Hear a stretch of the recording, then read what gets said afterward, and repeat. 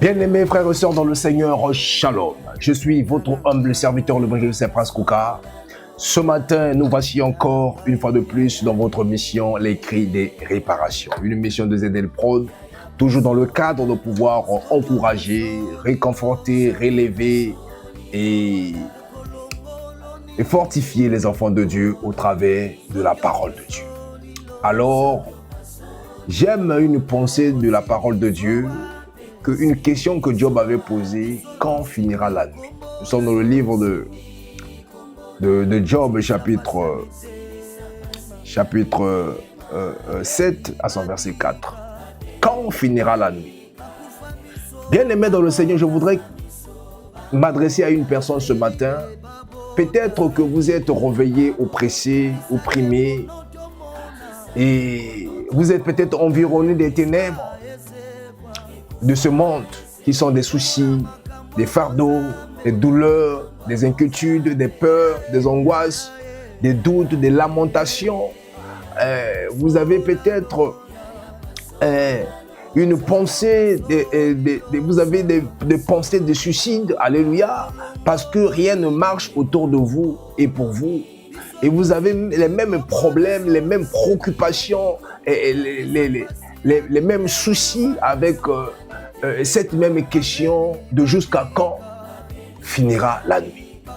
C'est la question que Job venait de poser parce que Job traversait des moments difficiles. Or que Job était quelqu'un, un homme qui craignait Dieu, qui était intègre et qui craignait Dieu. Malgré cela, Dieu a permis que Job puisse traverser des moments difficiles. Alors je ne sais pas en ce qui te concerne. Peut-être tu es aussi dans cette situation comme Job. Tu pries Dieu, tu gênes, tu sacrifies ta vie pour le Seigneur, tu marches comme bon le semble pour pouvoir vivre dans la crainte de Dieu et de sa parole, mais tu as l'impression que rien ne marche, tout autour de toi est obscur, rien n'avance et tu es stationné, tu tournes au rang et tu as l'impression que la nuit ou encore les ténèbres t'environnent. Voilà pourquoi Job a fini par le dire, quand finira la nuit? Parce que, bien aimé dans le Seigneur, la nuit, alléluia, représente des blocages. La nuit représente les difficultés. La nuit représente des soucis. La nuit représente les situations compliquées, voire bizarres. La nuit représente les malheurs. La nuit représente, bien-aimé de le Seigneur, quelque chose qui ne marche pas bien. Alléluia. Comme dans cette période, tout est sombre, tout est obscur, tout est chaotique, rien n'avance, voire difficilement. Et voilà pourquoi, bien-aimé dans le Seigneur, Job posait ces mêmes questions. Quand finira la nuit? Parce que Job, en un jour, a traversé des moments difficiles. Il va perdre ses 10 enfants, ses serviteurs, ses troupeaux, et même, il a été frappé par une maladie qu'on appelle l'Ursel malin. Alors Job souffrait et ses amis l'enfonçaient encore dans son état en le jugeant de pécheur. Mais lui que Dieu a dit que a dit à Satan, as-tu vu Job, mon serviteur, celui qui me craint? Mais ses amis le considéraient comme un péché parce que le malheur ou la nuit qui commençait à vivre cette période. Job a soupiré à la fin de sa souffrance jusqu'à dire quand finira la nuit. Comme Job, bien aimé dans le Seigneur, peut-être tu traverses certainement une phase sombre. Tout est noir, tout est fermé, rien ne semble avancer ou se débloquer dans ta vie. Tu pries, tu frappes les portes, tu fais tout ce que tu peux selon tes possibilités. Mais la nuit ne s'interrompt pas. Mais je t'exhorte à ne pas baisser les bras. Je t'exhorte à persévérer dans la prière.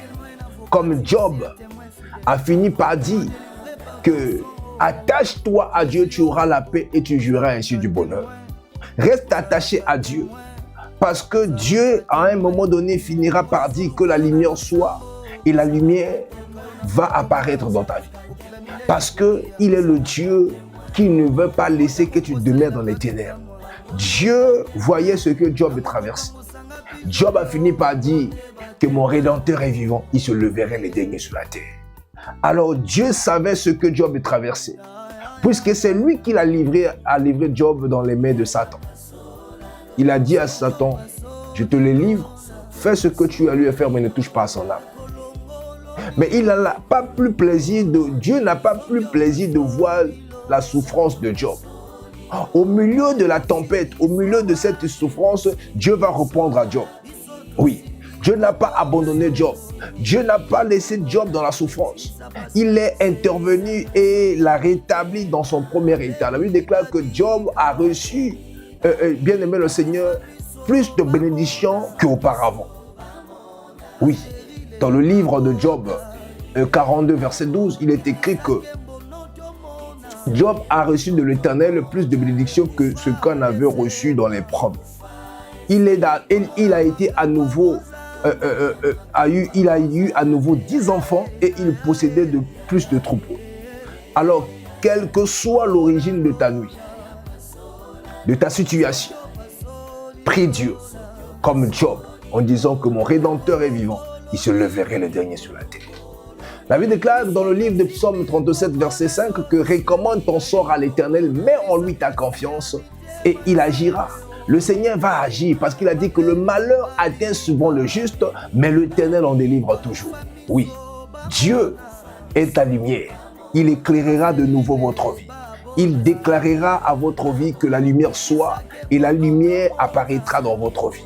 Alors l'Éternel, voilà pourquoi David pouvait dire que l'Éternel est ma lumière. De qui aurais-je peur? Oui. Alors, ne te cache point. Le Seigneur est avec toi. Quelle que soit la durée de la nuit, il est écrit que le soleil apparaîtra toujours. Voilà pourquoi, quelles que soient les épreuves qui te rangent, laisse-moi te dire, il y a toujours la solution, parce que l'Éternel se levera toujours le dernier. Oui, celui-là n'a pas changé. Il est le même hier, aujourd'hui, et il reste éternellement. Job était un homme intègre, droit, et qui craignait Dieu. Mais Dieu a fini par le délivrer. Parce que Job est resté attaché à Dieu. Il n'a pas insulté Dieu. Il n'a pas trahi Dieu. Il est resté focus à son attachement à Dieu. Voilà pourquoi il avait fini par dire que mon oreille avait entendu parler de toi, mais aujourd'hui mon œil t'a vu.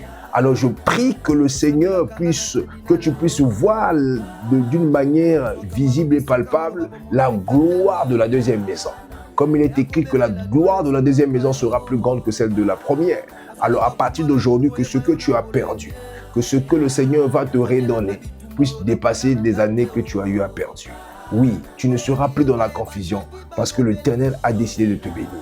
Alors comme Job, tu avais entendu parler de Dieu, qu'il est le Dieu guérisseur, il est le Dieu de délivrance, il est le mari de veuve, le père des orphelins, il est le consolateur de cœur brisé, les âmes abattues.